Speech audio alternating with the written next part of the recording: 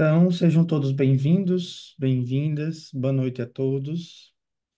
É uma alegria ter vocês aqui nessa noite de quarta-feira, em que nós iniciamos o minicurso sobre as estruturas clínicas.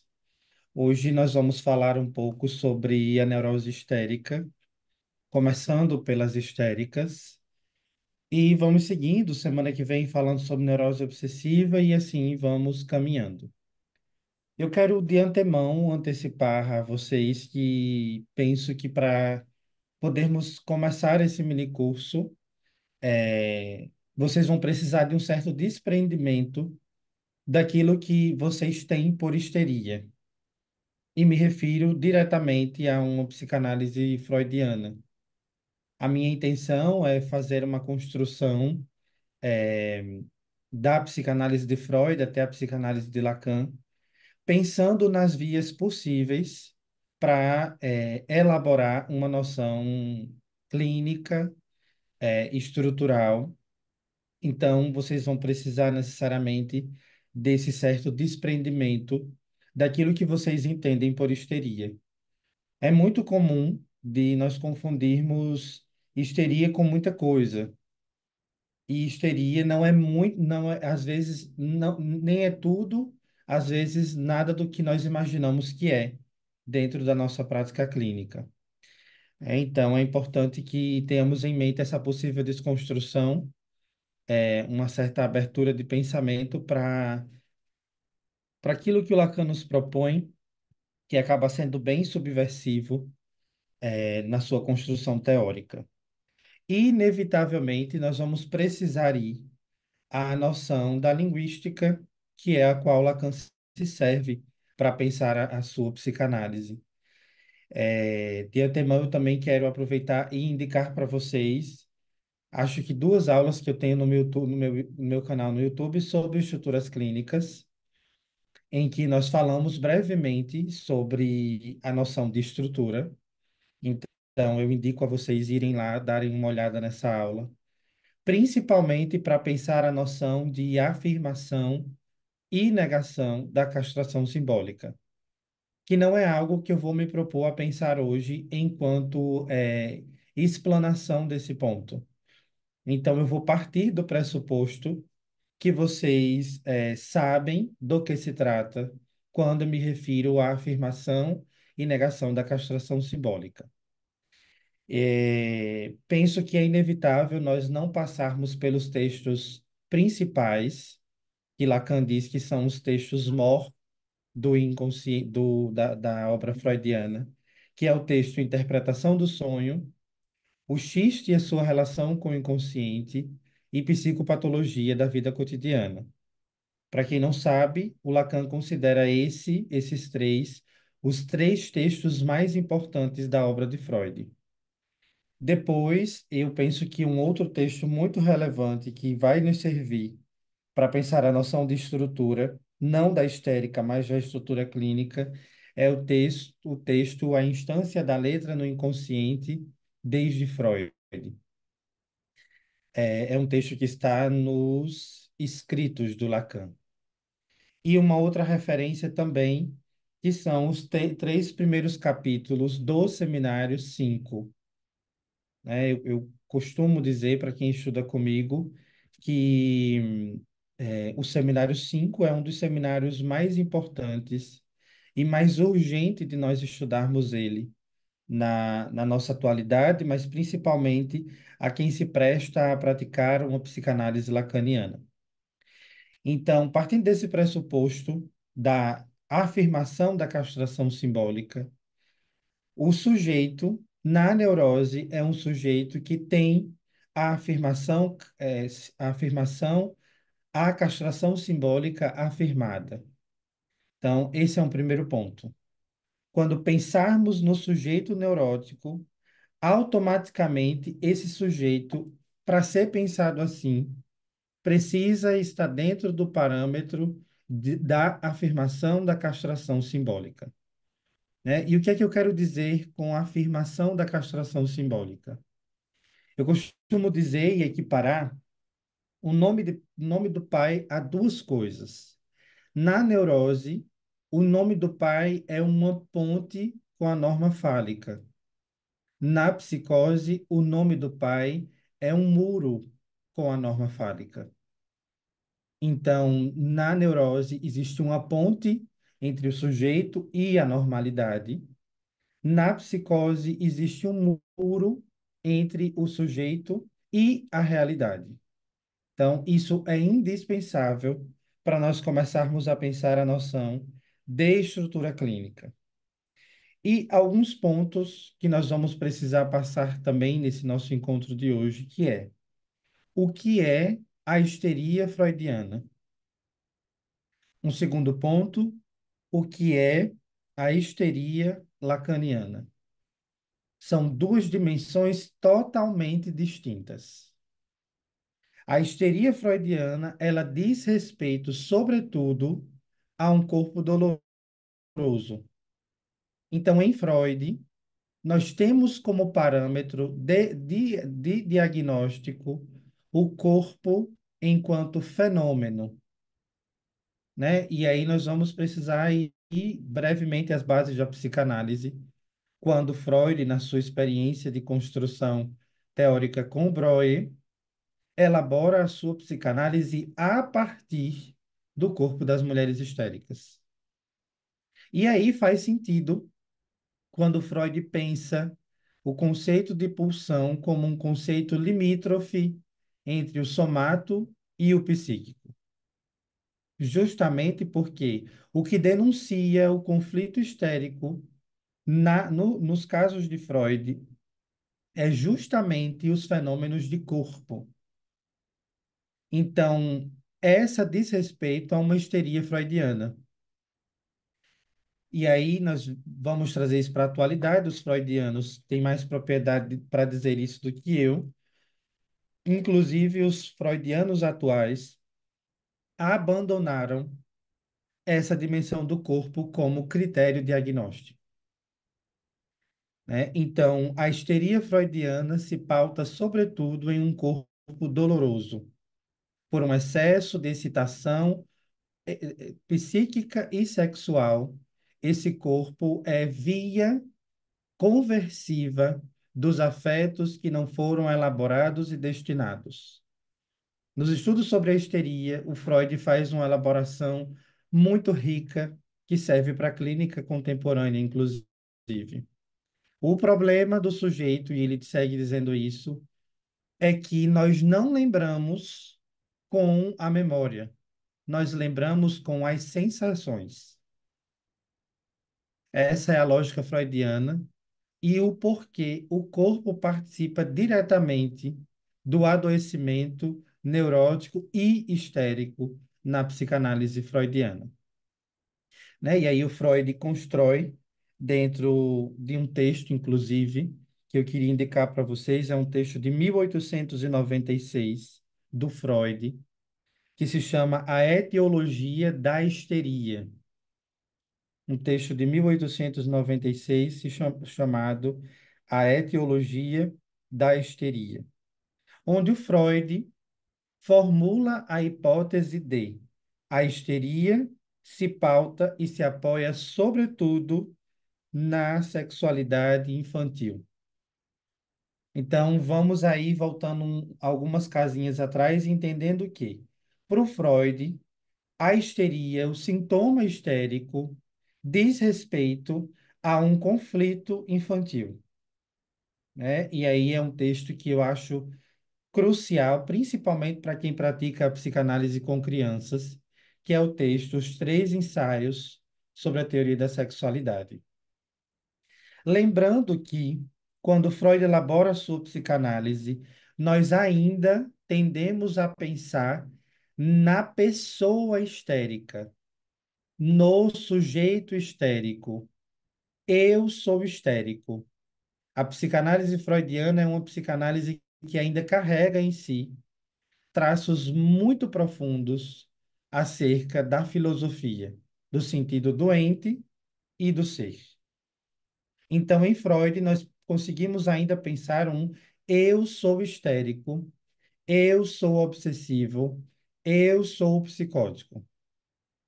porque essa relação está intrinsecamente conectada diretamente à noção de ser, e não à noção de um aspecto da existência, né? Então, esse ponto é um dado interessante que a gente precisa guardar para chegar até a histeria no Lacan. Aproveito para lhes antecipar que o caso Dora, que é um caso do Freud, o Lacan toma ao longo de a maioria dos seus seminários, quando vai falar de histeria, né? Eu organizei e quero apresentar para vocês o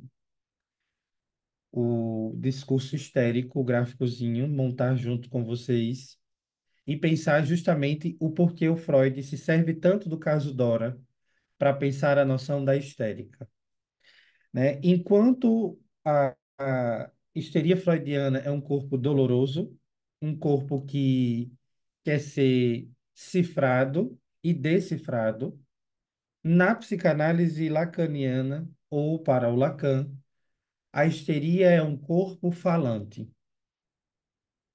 E aqui está o ponto. Um corpo não fala se não houver quem fale por ele. Essa é a lógica lacaniana. Não nos interessa saber o que o sujeito passa no registro do corpo, se não for o sujeito que nos diga. Essa é a lógica lacaniana a respeito da histeria. Automaticamente aqui nós temos o desbanque dos fenômenos de corpo como algo que endereça uma mensagem. Na clínica lacaniana, o corpo não serve para pensar a noção diagnóstica. O sujeito, a pessoa, ela vem para a sessão, ela vem com as manchas no corpo, ela vem com o braço atrofiado, ela não está conseguindo sair de casa porque está com uma crise conversiva. Então isso diz respeito a esse aspecto da história. No Lacan, nós não temos parâmetro para pensar isso. E aqui nós temos um outro desbanque. Para o Lacan, não existe ninguém histérico. Para o Lacan, existem pessoas e pessoas estruturadas discursivamente na histeria. Então, automaticamente, nós temos um outro ponto para pensar que é, se para o Freud nós éramos diagnosticados como neuróticos, psicóticos ou perversos, no Lacan nós estamos estruturados na neurose, na psicose ou na perversão. Nós estamos estruturados. E estrutura tem a ver com o modo como cada um se posiciona na linguagem. E isso nós vamos precisar ir, desculpe, a essa noção inicial da construção teórica lacaniana a respeito do que é uma estrutura clínica. Quando falamos de estrutura, do que estamos falando? De como o sujeito se posiciona na linguagem. Então, lacanianamente, nós não temos sujeitos histéricos, nós não temos pessoas obsessivas, pessoas. É por isso que não interessa ao paciente saber se ele é histérico, obsessivo, perverso, psicótico, porque isso não diz respeito a um traço da personalidade. Definitivamente, histeria, neurose, perversão, psicose não é um traço de personalidade. É um modo pelo qual o sujeito se posiciona na linguagem. E aqui eu quero abrir três pontos, que é algo que eu trabalho muito dentro das supervisões, que não são um modelo, jamais está longe de ser isso, para pensar a noção de estrutura, mas que são questões interessantes para pensar dentro dos casos que você conduz e dentro do aspecto daquilo que nós estamos trabalhando hoje como histeria, que é como o sujeito é, como o sujeito se relaciona com o próprio desejo, qual é a posição do sujeito diante do outro e qual é o lugar do analista na transferência. Repetindo, como é que o sujeito se relaciona com o próprio desejo, qual é a posição que o sujeito ocupa diante do outro e qual é o lugar do analista na transferência. Não são questões mágicas que respondidas vão te dar um parâmetro, mas são questões que, dentro dos casos que você conduz, servem para você pensar diante do que ou com que estrutura você está trabalhando ao ouvir o seu paciente. Então, esse é um ponto interessante. Sobretudo, e isso é indispensável para nós termos em mente,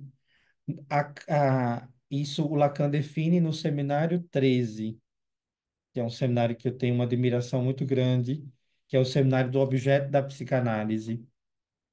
Lacan deixa claro: o objeto de estudo da psicanálise freudiana é o inconsciente.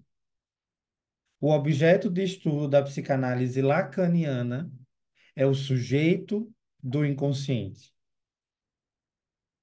Então, sobretudo, nós precisamos estar diante de nós sempre uma coisa, uma nota, um post-it, um lembrete, que nós escutamos na nossa clínica pessoas e no discurso dessas pessoas o sujeito do inconsciente.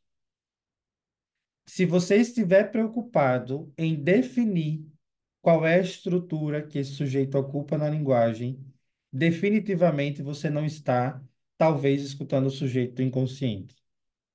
É isso que eu quero propor a vocês com esse mini curso.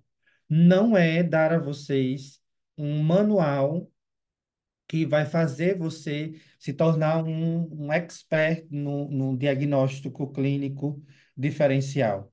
Porque nós corremos um sério risco em psicanálise de dirigirmos os nossos tratamentos como na medicina.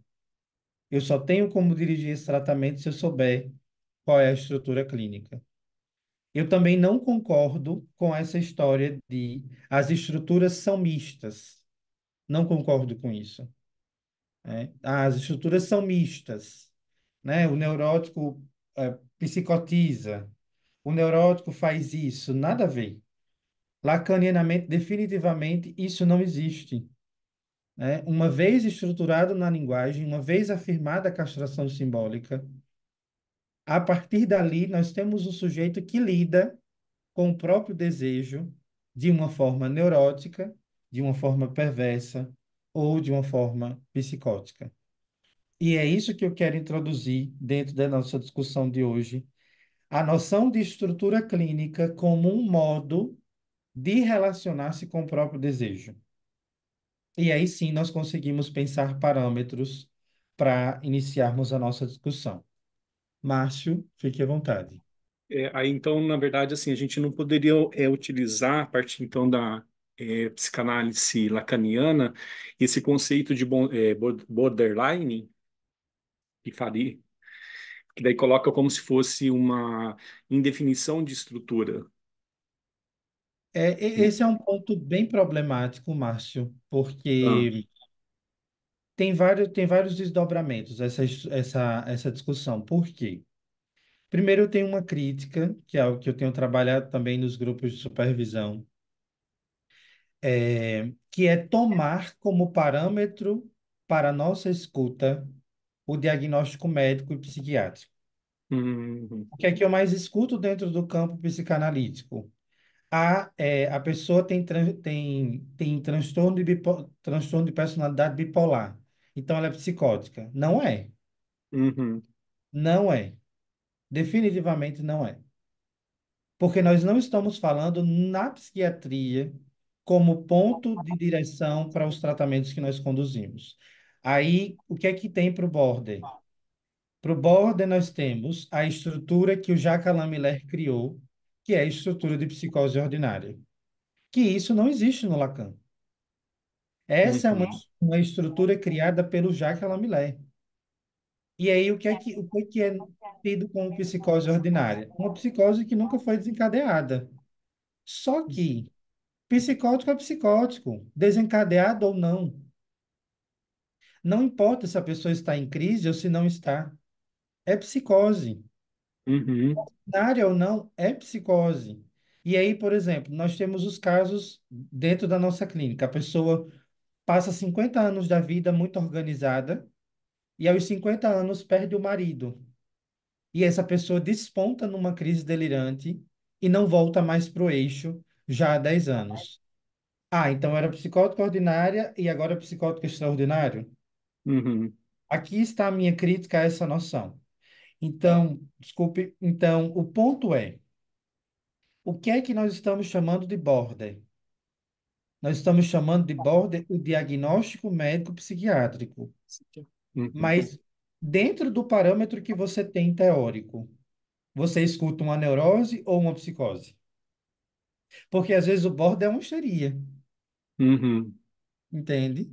Já me sim, deparei com vários casos na clínica que tinham diagnóstico de border, mas se tratava de uma histeria.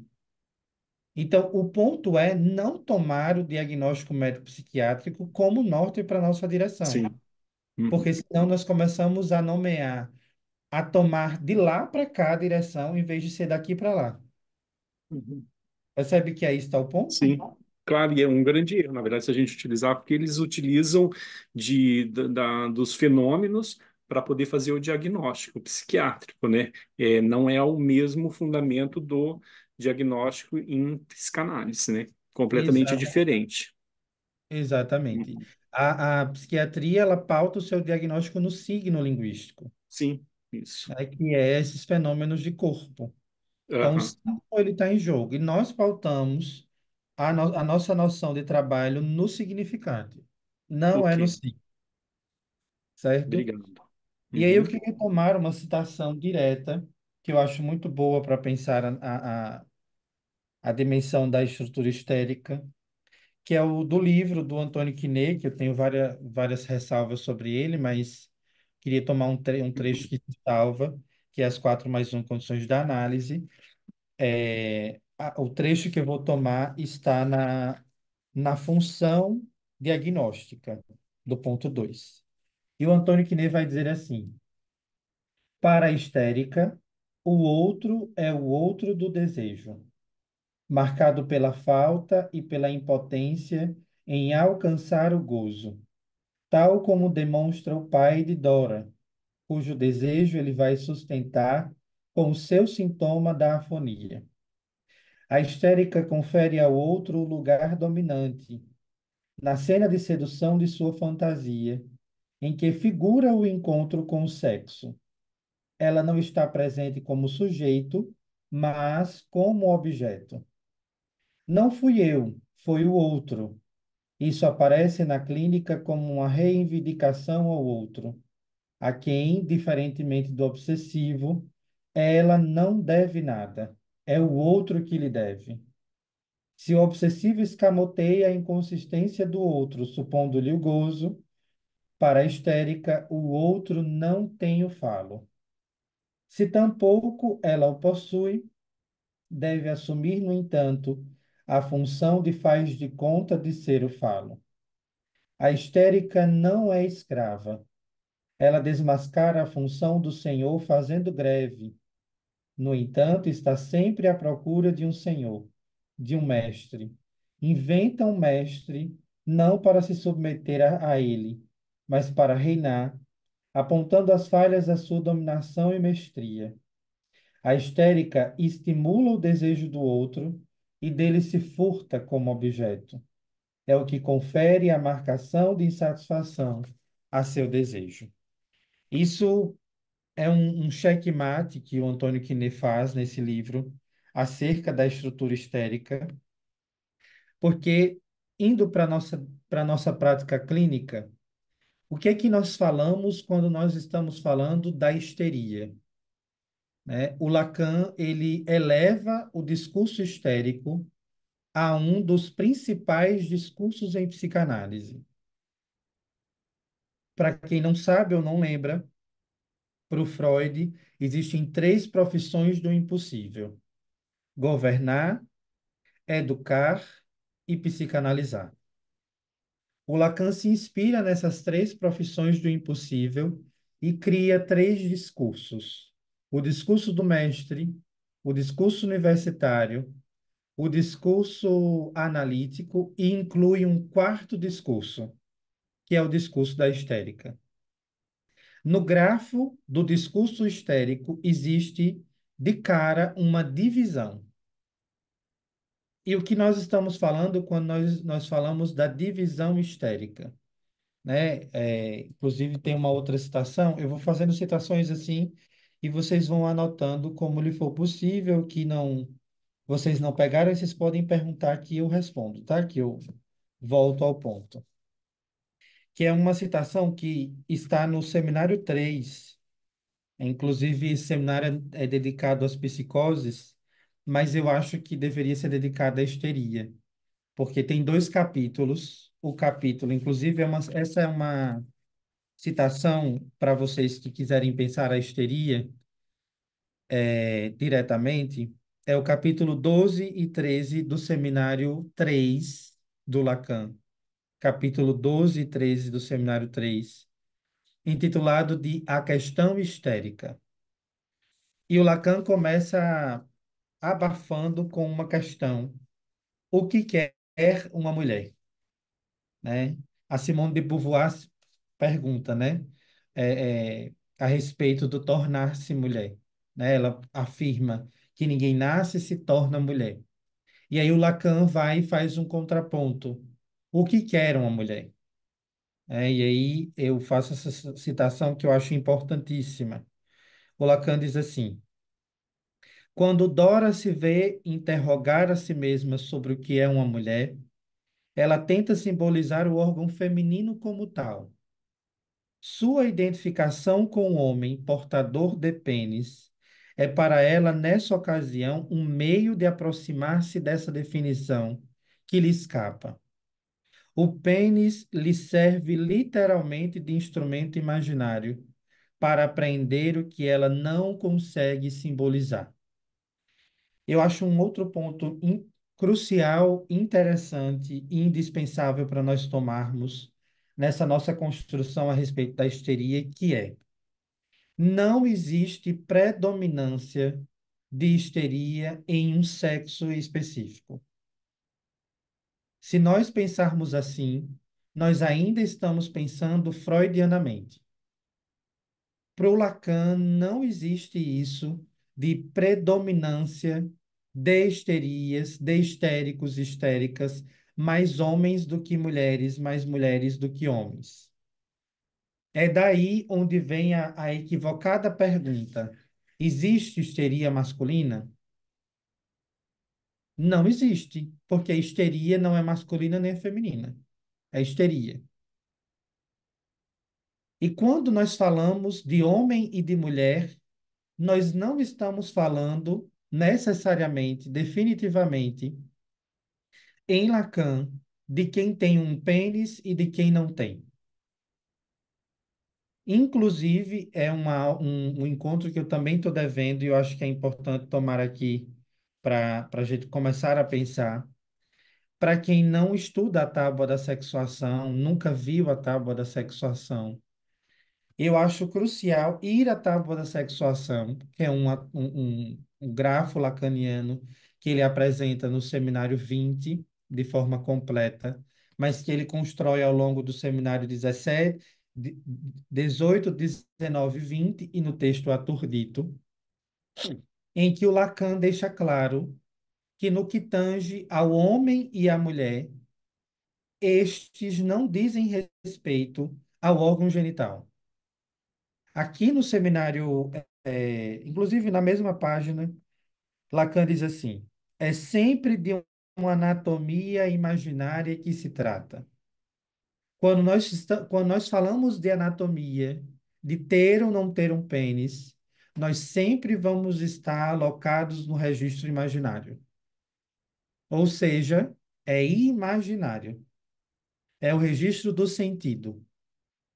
Né? O Lacan pensa dessa forma, que não, o que define um homem e uma mulher definitivamente não é a posição, não é o órgão genital, mas a posição que ambos ocupam na linguagem. Né? E aí é a lógica que o Lacan apresenta no seminário 4, na segunda e na 12ª aula do seminário 4, que a menina não falta nada. Isso é um ponto interessantíssimo para nós tomarmos também. Na interpretação que é feita do ensino do Freud, o homem é fálico porque tem um pênis, a menina é não fálica porque não tem um pênis. Lacan desbanca isso. E ele deixa claro que não é a presença do pênis que faz de ninguém fálico. Até porque nós vamos nos deparar ao longo da vida, na clínica, nas relações, com homens que têm um pênis e que não são fálicos. Então, o fálico, e aí é um texto do Lacan, que para quem está estudando o falo, ou tem mais curiosidade de aprofundar isso, eu indico, é um texto que está nos escritos, que é nomeado de a significação do falo. Eu acho que é esse o nome do texto. É um texto muito bom, em que o Lacan vai pensar o falo enquanto significante. Então, o pênis não é o falo, mas pode ser. O dinheiro não é o falo, mas pode ser. Os bens, a vida maravilhosa não é o falo, mas pode ser. E o falo nunca é sem a relação com o outro. E aqui está a lógica da histeria, né, que é essa construção lacaniana. A histérica olha o outro, e isso é um funcionamento, diz muito respeito à histeria. Na histeria, o sujeito olha o outro, percebe que ele não tem um falo, atribui a ele um falo. Quando esse outro ocupa esse lugar, a histérica desbanca, né? E aí tem a famosa pergunta: o que quer a histérica? O mestre. E a histérica quer um mestre para exclusivamente desbancá-lo. Então, aquilo que chega para nós na clínica, né, dentro dessa perspectiva do discurso histérico, de que a histérica está sofrendo no término da relação, né, porque, e aí você vai explorando o discurso e o sofrimento está porque o outro não cedeu do desejo dele em favor do desejo dela. Aí a histérica surta, né?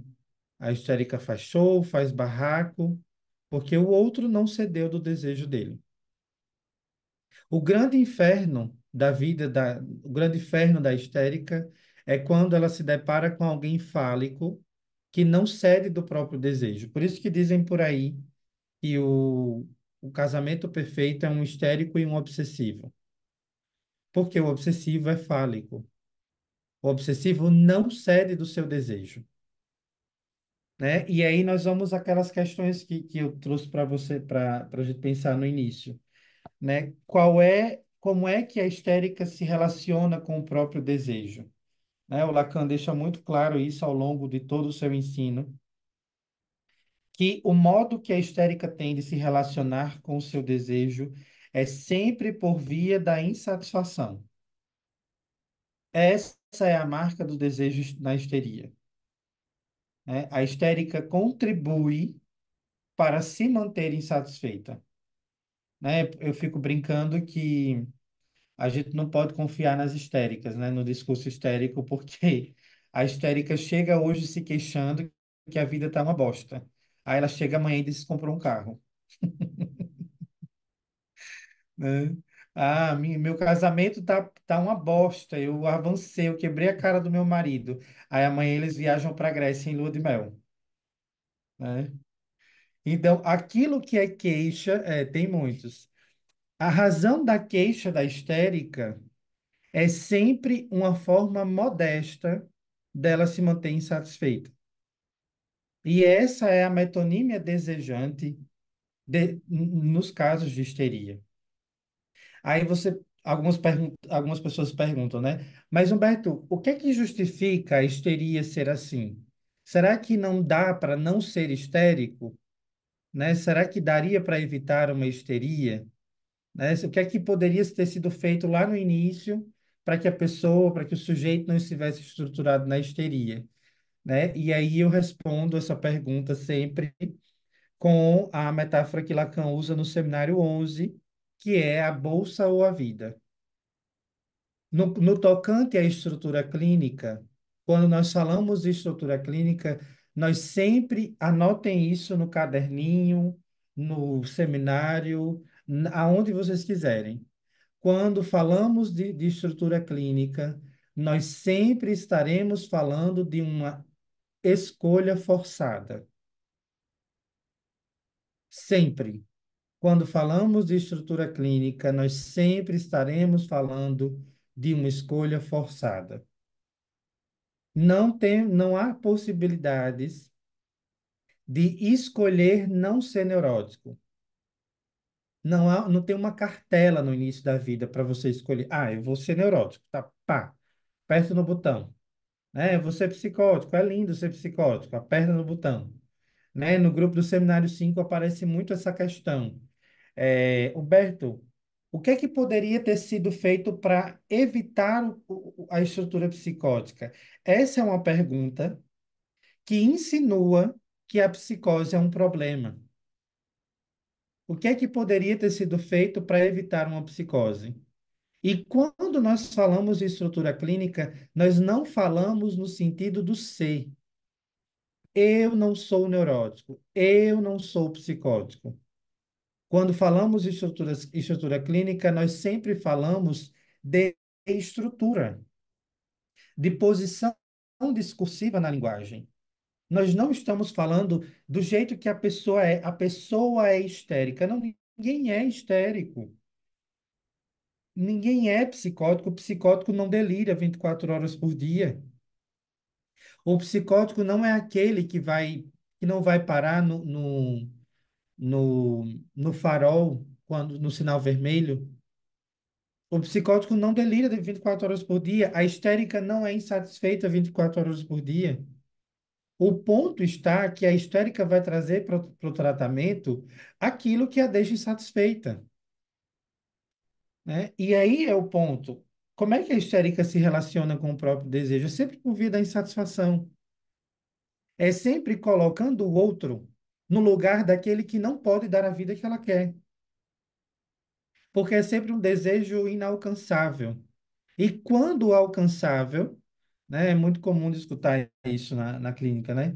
Humberto, eu queria tanto uma coisa que quando eu tive, eu não quis mais, né? E qual é a direção do tratamento nos casos de neurose, principalmente? Né? Nós precisamos nos ater a isso. É fazer aquilo que o Lacan parafraseia, né? O Santo Agostinho.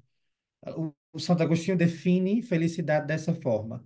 Felicidade é continuar desejando aquilo que se possui. A grande dificuldade do analista é conduzir o tratamento do neurótico na neurose para que o neurótico continue desejando aquilo que ele já possui. Esse é o ponto da análise, né, na clínica da histeria. É trabalhar discursivamente para que o histérico, a histérica perceba que aquilo que ela deseja, ela já possui, que é não ter aquilo que ela possui. Né? No final das contas, o desejo histérico ruma a uma vida sem muito sentido, né? Uma vida em que não se pode ter aquilo que deseja, porque não existe nesse plano. E mesmo quando se tem, continua sem desejar, é uma vida infeliz. Então, muitas vezes, o que uma análise provoca, num caso de histeria, é um toque, ó, o que você deseja, você já tem, né? E como é que você lida com isso que você já tem hoje, né? O que você tem agora, como é que você lida com isso? Que lugar você dá a isso, né? E, por exemplo, o lugar que o histérico coloca o outro é sempre no lugar daquele que não tem. E quando tem, é porque ela está dando. Né? É igual, assim, falar de figuras histéricas é um pouco difícil, né? Mas não sei se vocês já assistiram Branca de Neve e o Caçador. Acho que já, né? Alguns de vocês já assistiram.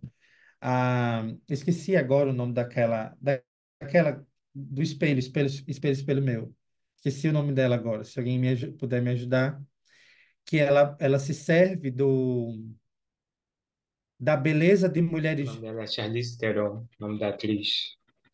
e o nome da personagem. Kristen Stewart, que é a Branca de Neve. E o Chris Hemsworth, que é o caçador. E a Rainha Má, É a Charlize Theron. pronto, essa figura aí mesmo. Ela se alimenta da beleza de mulheres jovens, né? E ela está condenada, para mim, ali a Malévola, né? Isso mesmo. A Malévola, ela é, para mim, se a gente for tomar um ícone histérico, a Malévola, que é uma mulher que está condenada a ter que continuamente se alimentar, matar outras mulheres para se manter bonita e ser admirada pelo espelho. Né? Não é um estado, é uma constante. Ela volta à velhice constantemente. Não, para mim, não tem outra figura melhor para representar a estrutura histérica do que a Malévola. É uma referência de eu preciso me servir desse outro para poder me tornar quem eu sou. Só que esse outro nunca é e nunca está aos meus pés. Então eu vou consumindo ele, né? E quando a gente traz isso para a clínica, nós vamos ouvindo essas coisas que aparecem diariamente e que a histérica começa a colocar o analista nesse lugar também de quem a ele demanda. E aí, você não vai dizer o que eu tenho, não? Né? Me diz aí o que é que eu tenho, o que é que eu estou sentindo. Essa ansiedade, eu acho que é porque o meu marido não gosta de mim, né? Você não acha que é isso, não? Ah, eu vou sair do tratamento porque você não está me dando resposta. Aí vem semana que vem, né? Aí aparece na outra semana. Ah, eu sonhei que eu matava você, né? Porque você não me dava resposta. Aí volta semana que vem e continua vindo. Ou deixa o tratamento e fica mandando mensagem. Ah, eu deixei o tratamento, mas eu deixei o tratamento, mas eu lembro de você todo dia. Feliz dia do psicólogo, fulana. Né? Humberto, Feliz. eu vi assim esses dias. Eu vou parar porque eu quero ver como que vou lidar sem falar com você. Pronto, ótima representação, né? Eu quero me ver sem você. Mas você já não é sem mim? Você já não faz a merda que você faz sem mim? Né? Você já não fode a sua vida sem precisar de mim? Porque, porque você vai me deixar, né? Então veja o lugar que na histeria o analista é colocado. E aí entra aquilo que eu sempre coloco nos grupos de supervisão. A histérica, ela tem essa característica discursiva mesmo, de demandar do analista uma participação muito mais ativa no tratamento, de convocar o analista a posições muito desafiantes, como, ó, diz para mim o que é que eu estou sentindo. O problema é o meu marido, né? Ah, eu vou trazer, né? Talvez um caso de supervisão de um analista que atendia uma mulher. Era um caso clássico de histeria. A mulher fazia conversões, e para além disso, tinha toda uma conotação discursiva. E aí ela se queixava muito das filhas. Tinha três filhas, se queixava muito delas. E aí, como se não bastasse falar mal das filhas, um belo dia, a analista está aguardando a paciente chegar, a paciente chega com as três filhas. Abre a porta do consultório, doutor, eu trouxe elas para você conversar com elas, pra você dar jeito nelas, porque eu já disse aqui, o problema não sou eu, não, o problema é elas. São elas que precisam mudar. Né? A analista ficou bem constrangida e aí conseguiu manejar lá na hora, mas essa é uma representação. né? E aí vale lembrar que, mais uma vez, né, eu volto àquele ponto inicial do qual nós partimos. Isso não é um clichê, isso não é um parâmetro necessariamente que vai ser assim, né? Tem histéricos que são mais inibidos, que não têm tantas representações, tantas manifestações, né? Embora quase sempre a histérica ocupe esse lugar de coisa, né? De Então, na histeria, né? Por isso que os lacanianos dizem que a histérica já vem pronta para análise, né? Porque a depender do caso, você só senta e escuta. Precisa nem provocar. Ela fala 2 horas se deixar, né? Então, por isso que as histéricas que praticamente fundaram, se Freud, se Freud só tivesse lá, assim, como personagem histérica, tinha fundado a psicanálise sozinha, né? Do tanto que são para frente. Mas continuando, que eu quero montar com vocês dois gráficos que são bem interessantes, inclusive para pensar a clínica. Eu vou continuar a citação que eu fiz do seminário 3, que o Lacan continua dizendo assim: se há muito mais histéricos mulheres que homens, é um fato de experiência clínica, porque o caminho da realização simbólica da mulher é mais complicado. Tornar-se uma mulher e interrogar-se sobre o que é uma mulher são duas coisas essencialmente diferentes. Né? Isso é importantíssimo porque o paradigma da histérica é: eu sou um homem ou eu sou uma mulher? Eu tenho ou eu não tenho o falo? Sou eu que dirijo a minha vida ou é o outro que dirige? Enquanto o obsessivo se indaga, eu estou vivo, eu estou morto, o paradigma da histérica é: eu sou um homem, eu sou uma mulher. E uma vez me fizeram uma pergunta bem interessante, que inclusive me pôs a trabalho, essa pergunta, que era assim: Beto, quando essa questão ela vai aparecer assim, né? A gente toma a coisa ao pé da letra. Essa questão ela vai aparecer no consultório.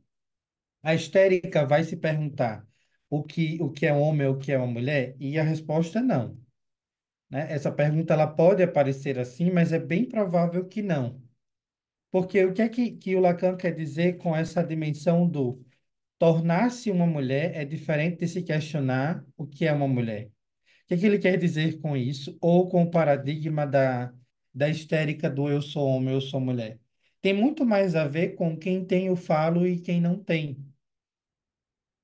né? Então, a atribuição que a histérica faz ao analista é sempre endereçar ao analista uma demanda de saber. É por isso que as histéricas do início da psicanálise, elas buscavam um saber sobre a dor no corpo que sentiam. Porque o que é que as pessoas buscam hoje na medicina? O que é que elas encontram hoje na medicina? Um saber sobre o corpo. Eu tenho TDAH, eu tenho borderline, eu tenho crise de coração, eu tenho problemas cardíacos, eu tenho problemas ginecológicos, eu tenho. Quem foi que disse isso? Foi o médico. E aí você começa a explorar esse diagnóstico e ver que a coisa não é bem como está funcionando. Mas as pessoas buscam, né, na medicina um saber sobre elas. E aí, quando se chega numa psicanálise, essa demanda também se endereça ao analista. A demanda de saber. Eu quero que você me diga o que eu tenho, porque eu estou sofrendo e eu quero uma solução para a minha vida. Eu estou te pagando, você só está me ouvindo 20 minutos, né? Eu acho que você tem outras pessoas além de mim que quer mais bem do que a mim. Isso é um discurso de uma paciente bem antiga, né? Que ela foi bem pitoresco, assim, o jeito que ela saiu do tratamento. Teve uma vez que eu precisei remarcar 2 vezes a sessão da paciente, isso há um tempo atrás, e aí se tratava de um caso de histeria, e eu remarquei 2 vezes. Na terceira vez, ela compareceu à sessão, aí abriu a chamada de cara fechada, né? Na época eu fazia sessão pelo Skype. Eu não sei se alguém aí já atendeu pelo Skype, né? Na época eu atendia pelo Skype. Aí abri o Skype, aí a paciente, de cara fechada, disse: Então, por onde você quer começar hoje? Estou com raiva. Mas com raiva? Estou com raiva de você. Certo. Me diz mais. Estou com raiva de você porque, para mim, eu pago a você para ser a única. E eu acho que você está desmarcando porque você tem outras pacientes que é sua prioridade, que não é eu. Então, eu estou deixando o tratamento. E aí fechou o tempo e eu pedi que ela falasse mais daquilo, mas simplesmente a mulher sumiu do mapa e chega o dia do psicólogo. Parabéns, Humberto, não sei o quê, eu sou muito feliz por ter sido atendida por você, né? Mas desapareceu, tomou o chá de sumiço, né? Ela me pagava para que ela fosse a única e o fato de ter remarcado a sessão dela deu a entender a ela que ela não era a única na minha vida, né? Tinha outras que eram a minha prioridade.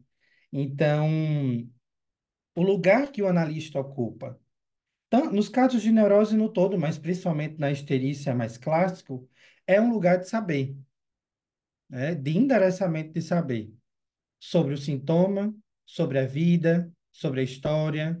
Você sabe como é, né, doutora? A gente sofre tanto, né? A gente, quem é a gente?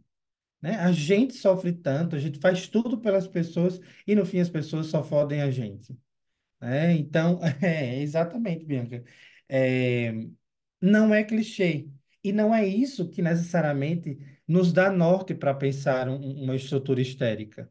Obviamente que está muito mais além disso, mas isso são muito previsíveis, né? Isso é um fato consumado dentro da nossa clínica.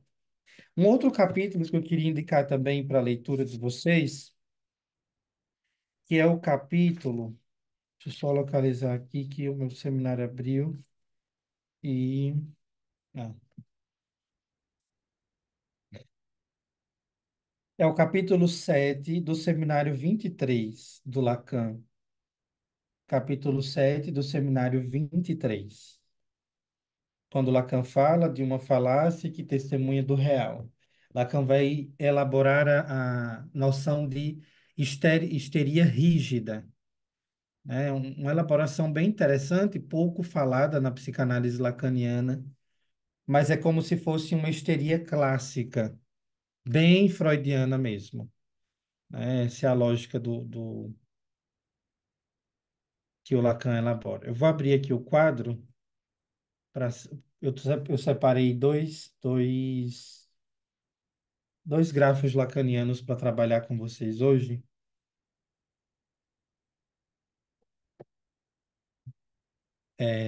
Se vocês puderem manter o mouse no canto da tela, eu agradeço imensamente. O gráfico que eu quero apresentar, na verdade, é um matema. No seminário 8, Lacan cria um matema exclusiva para a histérica, né? Um matema da fantasia. Para quem não sabe, no seminário 14, a lógica da fantasia, Lacan constrói esse matema aqui. S barrado, o losango, que são aqueles sinaizinhos de mais e menos, que esse losango é chamado de punção, e o objeto A. Nós lemos o matema da fantasia S barrado punção de A. É assim que nós lemos. Na íntegra, o que o Lacan quer dizer no início do capítulo do seminário 14, que o sujeito na neurose precisa da fantasia para lidar com o insuportável do objeto, né? A sinalização, a representação da castração. E aí no seminário 8 Lacan, no seminário 8 mais precisamente, para quem quiser referências, seminário 8 capítulo 17, seminário 8 capítulo 17, Lacan cria um tema exclusivo da fantasia histérica. Isso aqui é chamado do matema da fantasia para a neurose, mas aí, na discussão dentro da proposta do seminário, ele cria um matema exclusivo para a histeria. Vejam o quanto a histeria é exclusiva, né? Ele coloca o A, que é o objeto A, uma barra,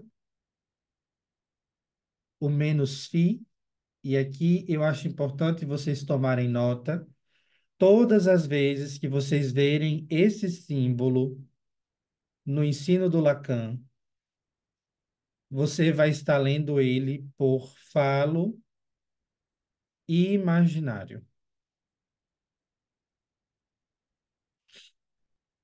que é chamado, né, no algarismo de menos φ, falo imaginário, que é chamado de menos φ.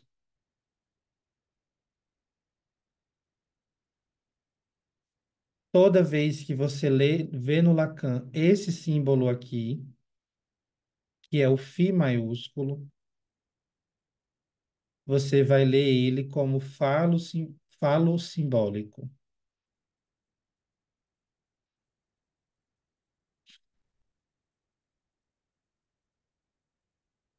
Inclusive, nesse capítulo, Lacan deixa claro isso. Então, para quem quiser referências bibliográficas, eu indico esse capítulo que eu acabei de indicar, de referenciar, é lido por Phi. Então, falo simbólico, falo imaginário. E aí ele coloca o losango da pulsão, punção, que é punção com N, diferente de pulsão, é punção.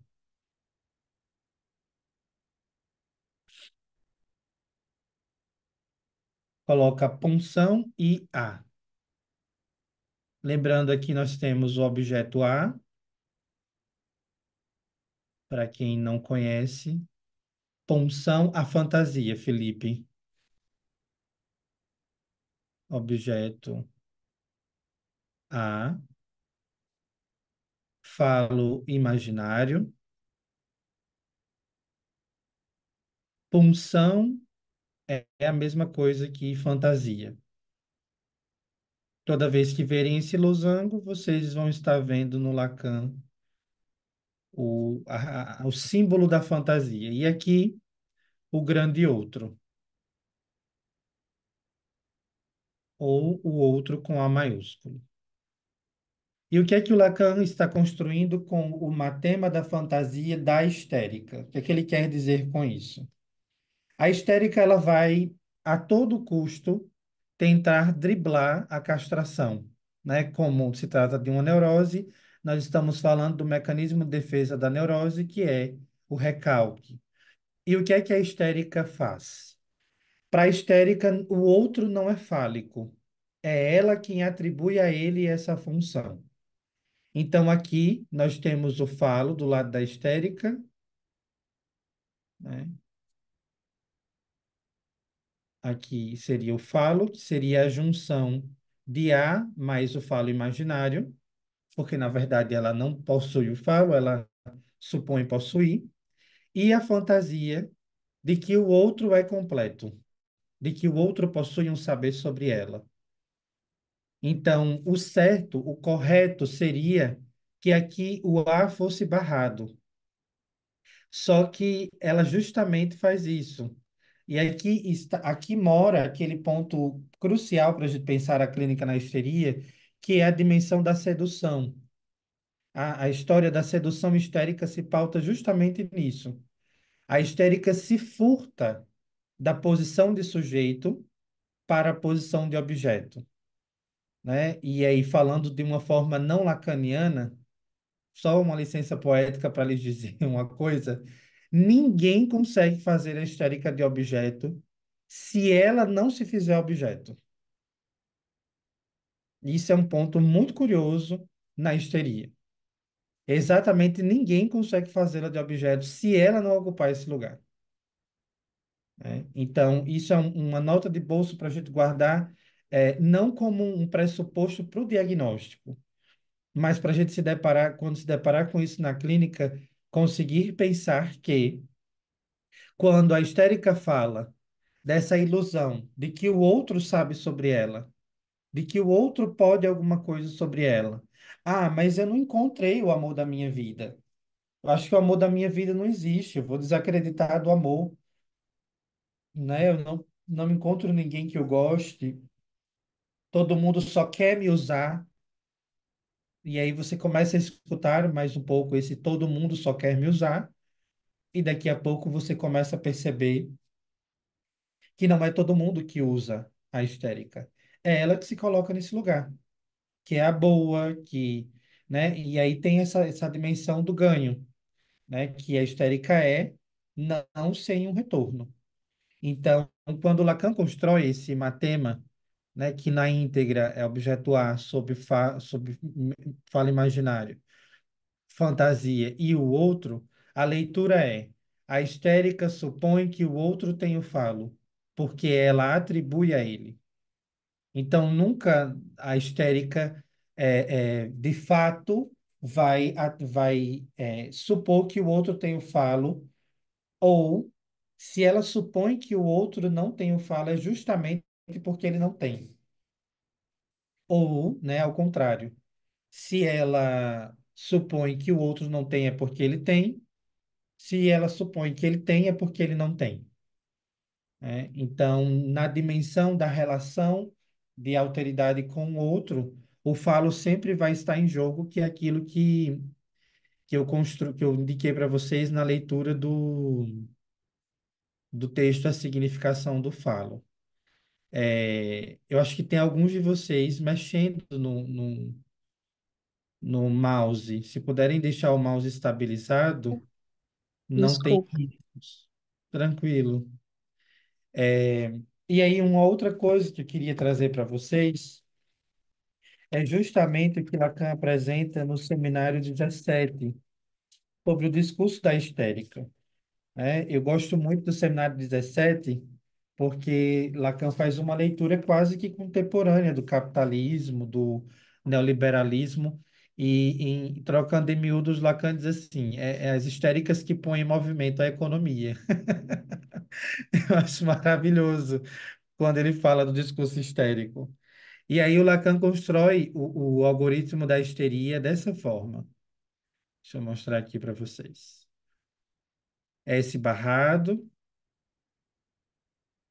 A,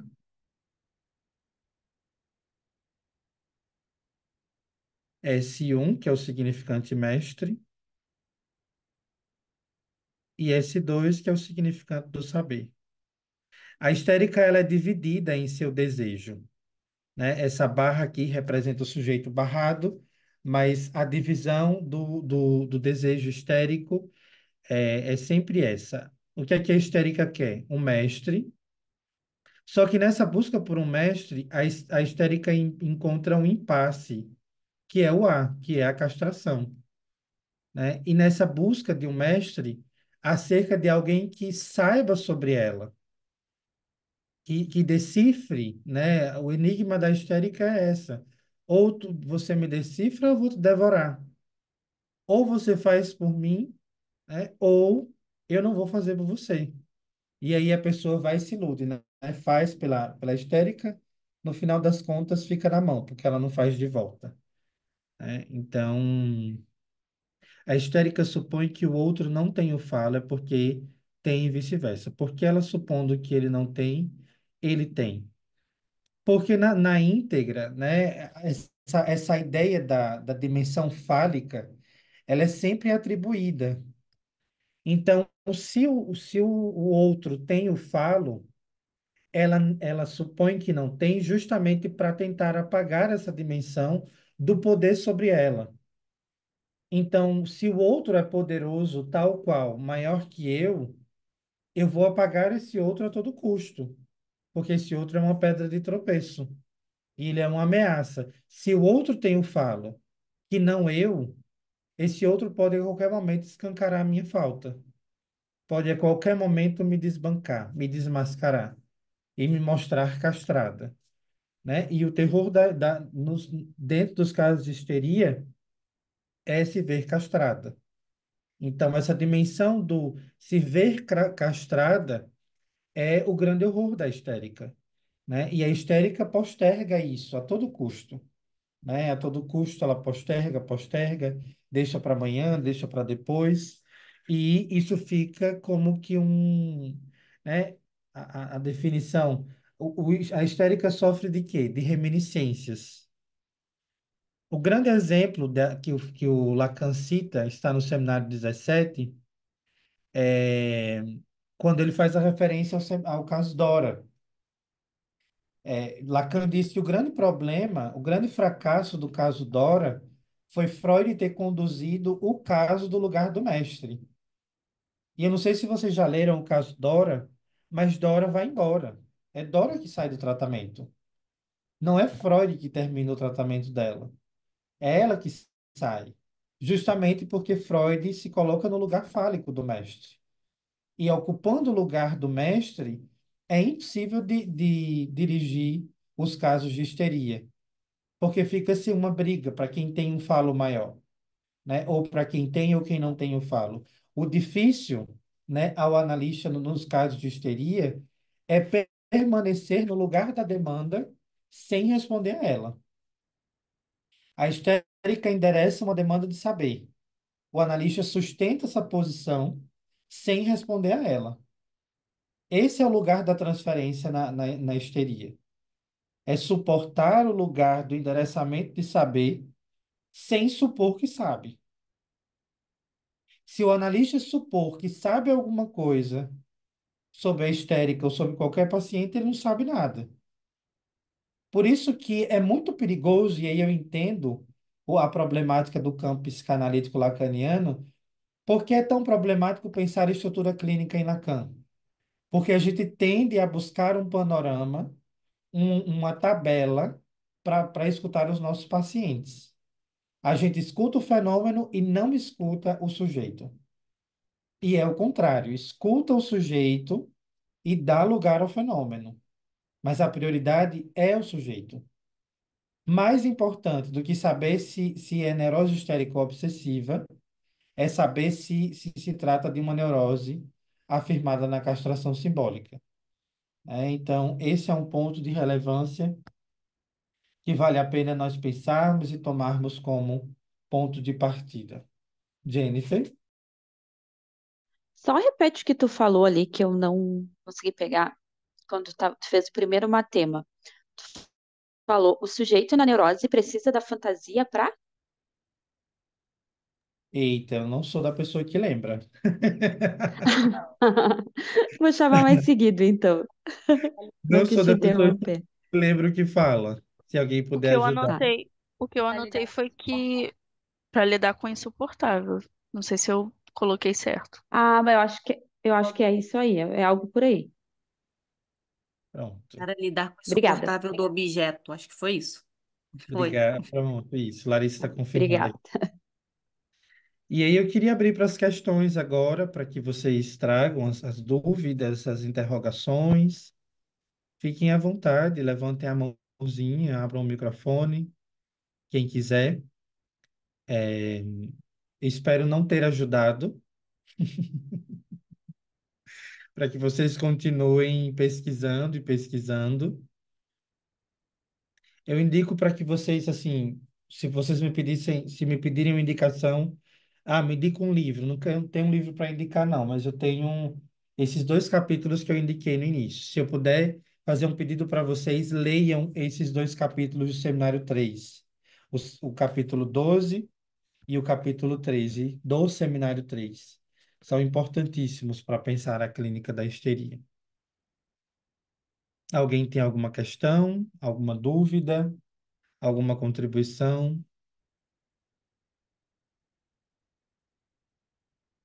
Vou entender o silêncio de vocês como todo mundo entendeu tudo. Entendendo nada, ainda tô assimilando para depois ficar cheio de dúvida. Rodrigo, Eu, na verdade, não entendi muita coisa, porque eu ainda estou começando meus estudos psicanalíticos, mas com várias anotações aqui. Mas uma dúvida me surgiu, eu acho que é como eu sou recém-formado em psicologia, me apaixonei por psicanálise, tive bons professores que me instruíram a escolher bons profissionais com ética, me filiando a algumas escolas para estar, né, com a supervisão em dia, estudos continuados, enfim. Na aula de hoje eu fiquei com dúvida no manejo clínico. O psicanalista fica nesse lugar mesmo de não saber para não atender essa demanda da histérica. Seria isso mesmo? E ele sustentar esse lugar, beleza. Tá, mas ela em algum momento sai desse lugar de pedinte, de estar sempre pedindo alguma coisa? Como que sustenta isso de uma forma saudável? Não sei se eu estou me fazendo claro. Porque eu entendi que ele vai ficar ali sustentando esse lugar, ela vai estar sempre demandando, ela vai estar sempre ali, vai ser assim para sempre, ou porque me parece que é uma certa angústia, um mal-estar que ela traz, porque ela vai em busca de um tratamento. Mas e aí? Ela vai ficar nesse lugar e como apaziguar essa angústia de alguma forma? Ótima questão, porque aí está o grande paradigma da psicanálise lacaniana, né? Não existe um remédio para a angústia, né? Esse lugar que a histérica demanda ao analista, que é o lugar de quem sabe sobre ela, que é um lugar que precisa ser sustentado, não respondido, é justamente o lugar do qual o analista consegue manejar o tratamento. E sim, o manejo do analista, ele tem o poder, e o Lacan chama isso de fato de poder, ele tem o poder de dar destinos para a angústia, não apaziguá-la. Guardem isso no coração de vocês.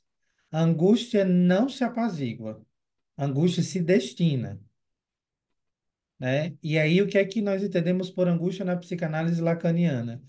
Angústia não é depressão. Angústia não é tristeza. A angústia é a ausência de representação no campo da linguagem. E aí o que nós temos como via é possibilitar a histérica ou a qualquer outro paciente, em qualquer estrutura que seja, que ele fale. E não é simplesmente, e aí mais uma vez eu quero aproveitar que tem muita gente aqui hoje e dizer para vocês, definitivamente a técnica da psicanálise não é a escuta. Vai estudar. Vai estudar, não é a escuta.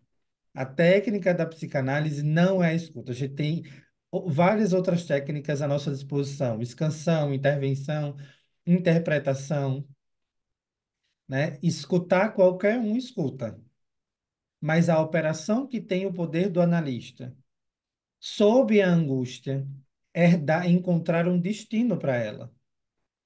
E aí está o poder da investigação, né, que o Lacan coloca nas variantes do tratamento padrão e na direção do tratamento dos princípios do seu poder, que o analista participa desse tratamento diretamente. Por isso que é inconcebível um analista lacaniano silencioso, porque se o analista não participa, não há análise. Então, o manejo da angústia na clínica da histeria está na possibilidade de encontrar um destino para ela. Não apaziguar. Se você apazigua a angústia, você reprime e ela volta mais à frente de uma forma pior. Né? Isso é algo que não diz respeito ao seu comentário, mas diz respeito à forma como nós compreendemos. Em psicologia, a gente apazigua a angústia. Em psicanálise, nós encontramos destinos para ela. Porque a angústia vai estar aí sempre. Nós vamos viver em dia com a angústia, né? Com a pedra no sapato, com aquilo que a gente não concorda, com aquilo que a gente não lida bem. O desafio de uma análise é possibilitar a esse sujeito que ele vai encontrando destinos para a angústia. Não é torná-lo autodidata, mas é inclusive de encontrar na análise um meio para escoar essa angústia. Né? Por exemplo, o paciente, o Humberto quer uma sessão extra, encontrou na palavra um destino para a angústia. Né? Então, o caminho está aí. Mais alguém?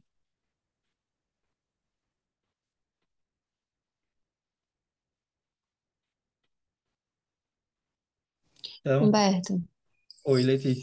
quando se fala sobre o mestre, Assim, eu tô sendo bem literal. É um mestre ou podem ser mais de um? É um ponto, uma pergunta interessante, porque ela pode ter várias figuras que endereça uma demanda única, que é um saber sobre ela, né? Então, seja os mestres, seja o mestre, o que ela quer com isso eu quero alguém que saiba sobre mim. Então, não faz tanta diferença. Quando a gente diz que o que a histérica quer um mestre, é que independentemente da quantidade, essa quantidade saiba algo sobre ela, mas geralmente é uma figura, né? Porque aí ela concentra todo esse investimento em uma figura e essa figura começa, se a figura responder a ela, é uma joia, né? A gente tem uma parceria sintomática. Se não responde, a gente tem um inferno, que é o que a gente escuta na clínica, né? É bem isso, né? Porque, como o Rodrigo citou, acho que fica nessa posição muito demandante, e aí fica perguntando muito, acaba que é uma sessão, assim, muito cansativa, de tantas perguntas que tem, você vai tentando por outros caminhos. E aí eu fiquei pensando se uma das vias possíveis seria não concentrar tanto essa demanda a um único mestre, né? Mas que de alguma forma essa demanda de saber ela consiga existir de outras formas ou em outros mestres, enfim. Foi isso que eu pensei. Sim, é um caminho, porque aí apontar para ela a possibilidade de que ninguém precisa saber sobre ela, né? Existem outras formas de viver que não seja pelo saber. Aqui é onde se desfaz o laço da alienação. Aqui é o que Lacan chama de atravessamento do fantasma. É quando a histérica, no caso em questão, consegue entender que não precisa ter um mestre, que ela sabe sobre ela, que ela consegue dizer dela. E é isso que uma análise produz, né? Quando Lacan diz que uma análise produz um analista, trocando em miúdos, a análise produz alguém que sabe dizer de si, né? Que não precisa do outro falando por ele. Não precisa alguém dizendo que tem alguma coisa. Eu consigo dizer sobre mim. Sim, foi belíssima essa frase, até eu notei, né? Existem outras formas de viver que não seja pelo saber. Que não Sim, seja, é como se a histérica, né, vou pegar emprestado essa questão do obsessivo, fosse uma escrava do saber e que sempre ficasse perguntando e querendo saber. É, eu fiz até uma pontuação com a paciente que é assim, você sempre tem uma pergunta? Você sempre está querendo saber? E aí meio que isso surtiu algum efeito, assim, que ela meio que lembrou disso e ela, opa, tô perguntando muito, né?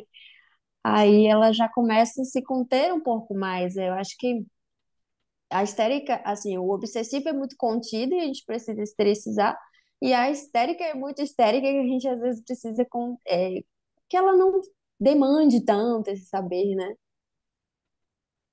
encontrar as razões por trás de saber, né? Onde é que está esse lugar? Que lugar é esse lugar de saber? Porque na íntegra, esse saber que ela endereça, que está no outro, né? É um saber que no final das contas ela descarta. Eu quero que alguém me diga o que é para eu fazer contra. Essa é a lógica da histeria, né?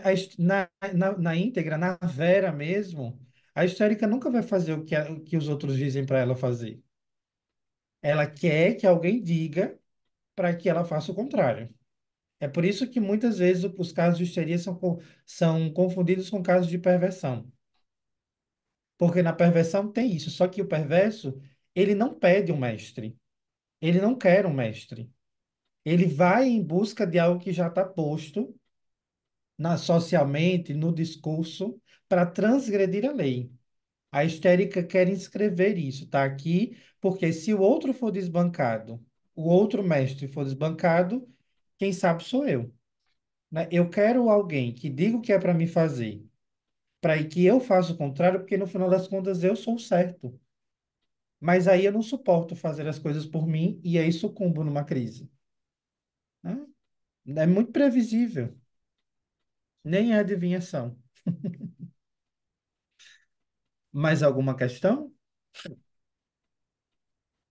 Semana que vem a gente vai estar falando sobre neurose obsessiva. E aí nós vamos nos encontrar no mesmo horário, no mesmo canal. Quero agradecer a todos pela presença. Espero que tenha servido para alguma coisa, se quer para pensar alguma coisa. É, Se forem fazer posts, me marquem. É sempre uma alegria compartilhar. É, E penso que seja isso. Qualquer dúvida, qualquer necessidade, me mandem um oi e a gente vai conversando, tá bom? Então, até a próxima quarta. Um beijo para vocês. Boa noite. Tchau, tchau.